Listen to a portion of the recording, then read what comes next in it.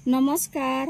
आज आमे मेलेरिया निराकरण पाई उच्च कर्तृपक्षों निकट को दरखास्त लेखिबा।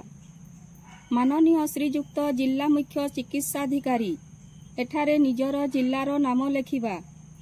तापरे विषय मेलेरिया निराकरण पाई महाशय निवेदनर अभिप्राय एही जे आम्भे निज ग्रामर नाम र अधिवासी वृंद एठारे पाखापाखी 5000 लोक बास करती। आज को 2 मास हैला एठारे मशा मानकर प्रादुर्भाव फलरे मेलेरिया रोग बढ़ी बढ़ी चली। एही सप्ताहरे 2 जन लोक मृत्यु मुखरे पड़िलेनी। आउ केतेक रोगरे पड़ी हंतसंत हेउछंती। ए पर्यंत कौनसी सरकारी चिकित्सा उपलब्ध होई नहीं।